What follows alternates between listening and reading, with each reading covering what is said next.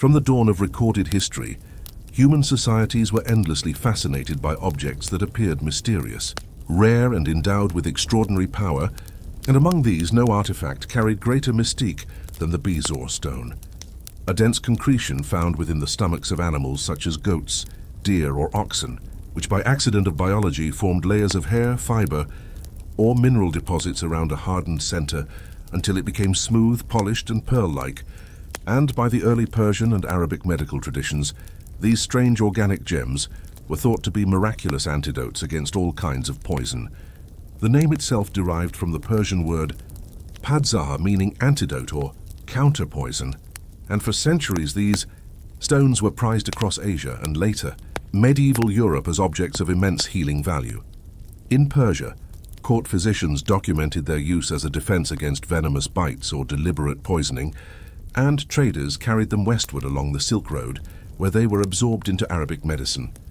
Referenced in texts by Avicenna and eventually introduced to Europe through translations and contact during the Crusades, where they were received with awe by rulers desperate to protect themselves from the very real threat of assassination by poison. Monarchs, nobles, and even the papacy placed extraordinary trust in these stones, embedding them into golden cups so that any liquid poured within could allegedly be cleansed of toxins, or grinding small fragments into powders to be consumed as curatives for snake venom, pestilence, and mysterious illnesses. Their rarity gave them almost mythical status, and wealthy patrons were willing to pay fortunes equivalent to estates or castles for a single bezoar, ensuring that they became both a medical commodity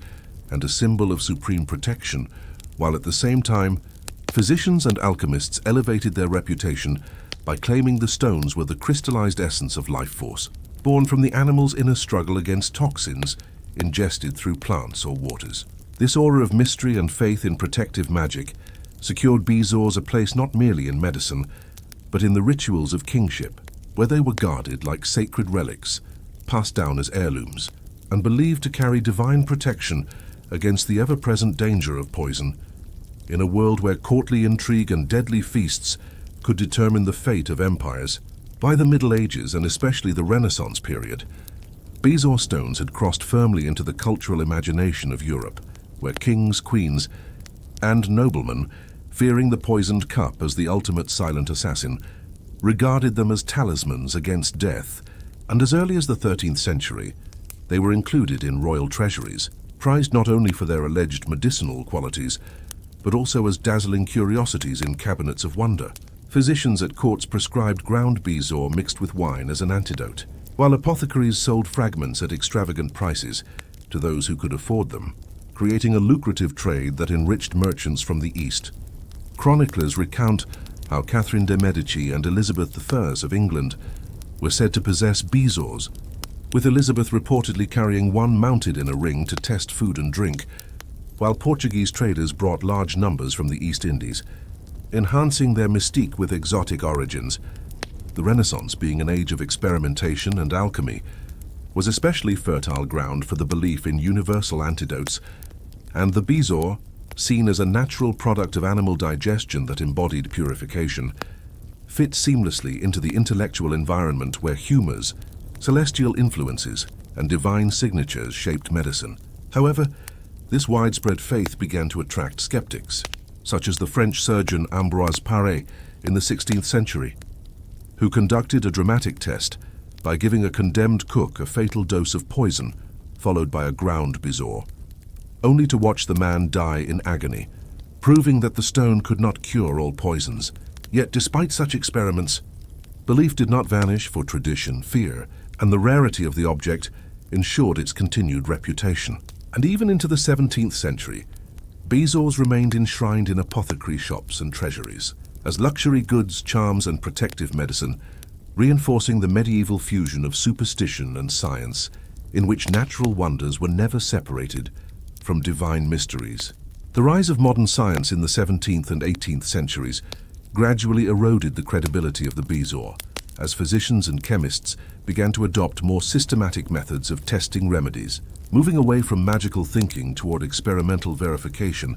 And as chemistry advanced, the supposed universal power of bezoars was increasingly challenged. Although some experiments showed that powdered bezoar might neutralize certain mild toxins due to calcium and mineral content, it was clear that they could not counteract the majority of lethal poisons,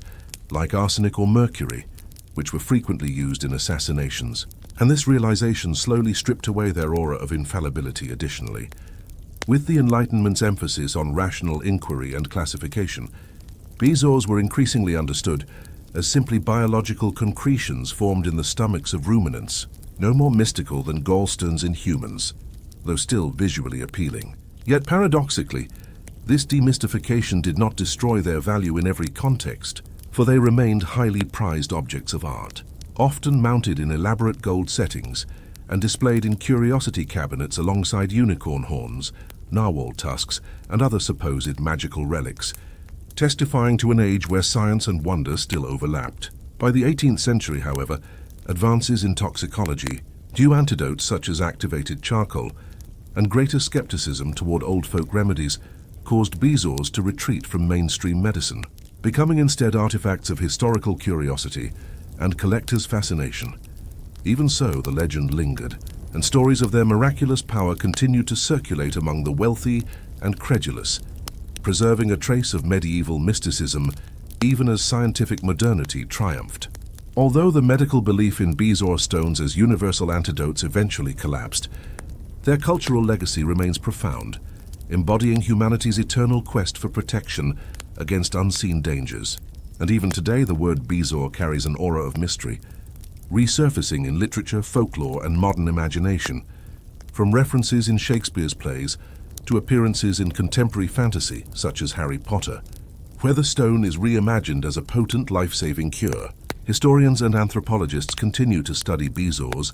as symbols of the intersection between natural science, trade, and magical thinking, representing how objects travel across cultures and acquire layers of meaning, at once medical tool, luxury item, status symbol, and talisman. In museums around the world, bezoars mounted in jeweled cups or displayed as relics illustrate how deeply our ancestors desired certainty against the menace of poison, which for centuries was the silent terror lurking behind every royal banquet. Furthermore, in some traditional systems of medicine in South Asia and the Middle East, powdered bezoar is still occasionally referenced as a folk cure, though more symbolic than genuinely therapeutic. Thus, while no longer a respected antidote in modern pharmacology, bezoars endure as cultural artifacts, telling the story of human vulnerability, the fear of treachery, and the hope that nature itself might provide miraculous defenses. They remind us that the line between science and superstition was once porous, and that our ancestors invested faith, wealth, and imagination in objects that embodied both the rational desire to heal and the mystical yearning for absolute protection. In this way, the bezoar stone stands not only as a relic of ancient medicine, but also as a window into the psyche of civilizations that sought meaning and safety in the hidden treasures of the natural world.